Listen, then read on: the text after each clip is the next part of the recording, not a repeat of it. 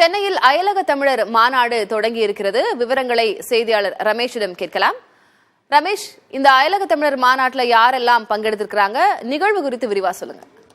தமிழ் வெல்லும் என்ற தலைப்பில தமிழர் நலன் சார்பாக அயலக தமிழர் நலத்துறை சார்பாக இந்த நிகழ்ச்சி ஏற்பாடு செய்யப்படுகிறது. 2 நாட்கள் நடைபெறும் இந்த தின விழாவை அமைச்சர் உதயநிதி ஸ்டாலின் அந்த கண்காட்சியை தொடங்கி வைத்திருக்கிறார்.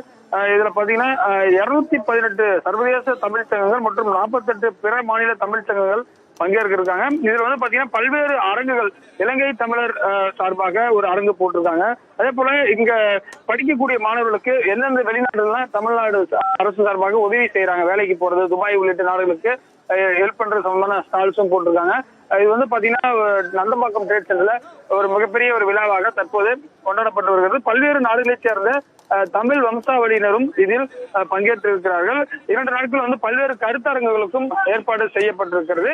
அதே போல இலங்கையிலிருந்து செந்தில் தொண்டைமான் வந்திருக்கிறார். அதே போல இங்கிலாந்து நாட்டை சேர்ந்த ஒரு நகரத்தின் மேயரும் பங்கேற்ற நாளைக்கு முதலமைச்சர் நிகழ்ச்சியில் பங்கேற்கிறார். நம்ம இந்த அரங்குகள்லாம் சுத்தி பார்க்கும் போது பாத்தீங்கன்னா பல்வேறு விஷயங்களையும் சொல்லி இருக்கிறார்கள். பாத்தீங்கன்னா அந்த தமிழர் நலனுக்காக தமிழக அரசு செய்யக்கூடிய விஷயங்கள், அதே போல சிந்து சமவெளி முதல் செயற்கை நுண்ணறிவு வரை தொலைநோக்கு சிந்தனை என்ற ஒரு கவியரங்கமும் நடைபெற இருக்கிறது. பல்வேறு தலைப்புகள்ல பேசவும் இருக்கிறாங்க. அது மட்டும் இல்லாம பாத்தீங்கன்னா தென்னாப்பிரிக்கா நாட்டிலிருந்து லோகி நாயுடு என்றவங்க பங்கேற்கிறாங்க. சாருலதா மோனிகா தேவேந்திரன் அவர்களும் இங்கிலாந்து நாட்டிலிருந்து பங்கேற்கிறாங்க. இது போன்று பாத்தீங்கன்னா சுப்பிரமணிய சதாசிவம் மலேசியாவுடைய முன்னாள் சுகாதாரத்துறை அமைச்சரும் பங்கேற்கிறாங்க.